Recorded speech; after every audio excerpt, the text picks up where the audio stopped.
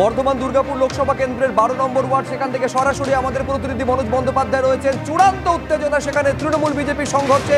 এই মুহূর্তে দেখতে পাচ্ছেন, মনোজের পেছনে দেখাবো, রাস্তা অবরুদ্ধ হয়ে রয়েছে, রাস্তায় বসে পড়েছেন। আমি সরাসরি কথা বলবো মনোজ বন্দ্যোপাধ্যায়ের সঙ্গে। মনোজ, কি পরিস্থিতি? তোমাকে দেখাবো দফায় দফায় সংঘর্ষ যেমনটা সকাল থেকে চলছিল বিভিন্ন জায়গায়। আমি প্রথমেই তোমাকে দেখাবো যে গ্রামে ঢোকার মুখেই কিভাবে বাইক ভাঙচুর করা হয়েছে। এখানে তোমাকে দেখাবো যে দেখো কীরকম এখানে রাস্তার ধারে যে ড্রেন, সেই ড্রেনের ওপরে বাইক পড়ে রয়েছে। তোমাকে দেখাবো বিশ্বজিৎ সাহা আমার ক্যামেরা পার্সন রয়েছে, তোমাকে দেখো যে বাইকগুলি কিভাবে ভাঙচুর করা হয়েছে এবং ড্রেনের ওপরে পড়ে রয়েছে। এইগুলি যেটা অভিযোগ বিজেপি কর্মী সমর্থকদের। তোমাকে সরাসরি দেখাবো একবার যে এইখান থেকেই শুরু হয় গন্ডগোলের সূত্রপাত। সরাসরি তাদের সাথে কথা বলবো যারা এখানে গন্ডগোল, বিজেপি যারা কর্মী সমর্থক রাস্তার উপরে বসে পড়েছে, তাদের যেটা অভিযোগ যে তৃণমূলের যারা এখানে সামনেই যারা কর্মী সমর্থক রয়েছে, তারা এসে এখানে যখন তাদের খাওয়া দাওয়ার আয়োজন চলছিল পাশে, এই খাওয়া দাওয়ার আয়োজন এখানে চলছিল। তোমাকে দেখাবো যে এই জায়গায় খাওয়া দাওয়ার আয়োজন চলছিল, সেই সময় তৃণমূলের লোকরা এখানে এসে এই জায়গায় হামলা চালায় এবং তাদেরকে মারধর করা হয়, তাদের বাইক ভাঙচুর করা হয়। আমি সরাসরি কথা বলবো তাদের সাথে। পরিকল্পনা করে ওরা ইয়ে করছে, এটা তৃণমূলের গোষ্ঠী করেছে, তৃণমূলের লোকরা করেছে, তৃণমূলের গুন্ডা বাহিনী করেছে। আপনারা কি করেন? আমরা বিজেপি করি। কি করলো তৃণমূল?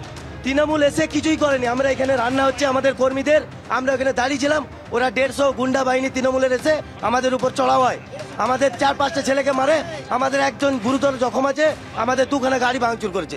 পুলিশ এসেছিল? পুলিশ তো এসেছে, পুলিশের কোনো ভূমিকা নেই, পুলিশ খালি মজা দেখছে, পুলিশের কোনো ভূমিকা নেই।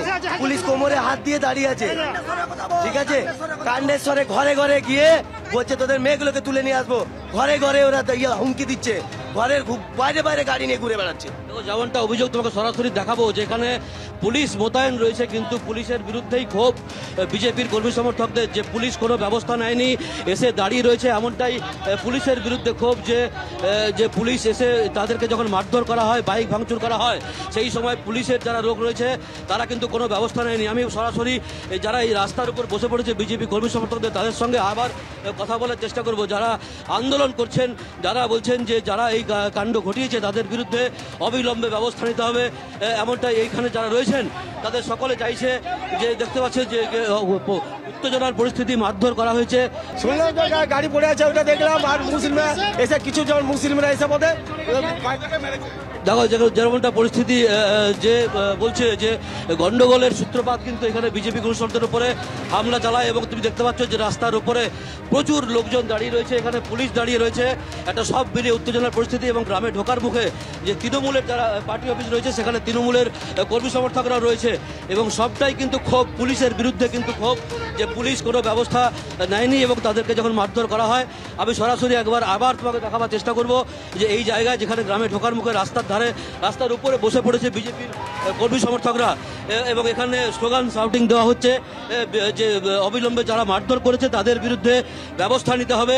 দেখো এই যারা রয়েছেন, এদের দাবি যে যারা মারধর করেছে পুলিশের সামনে তাদের বিরুদ্ধে ব্যবস্থা নিতে হবে। এমনটাই এখানে সামনে তোমাকে দেখাবো যে পার্টি অফিস রয়েছে তৃণমূলের, সেখানে কিন্তু তৃণমূলের কর্মী সংস্থারা রয়েছে। অভিযোগ তারাই এসে হামলা চালায় এবং মারধর করে, এমনটাই কিন্তু বিজেপির অভিযোগ এই তৃণমূলের বিরুদ্ধে।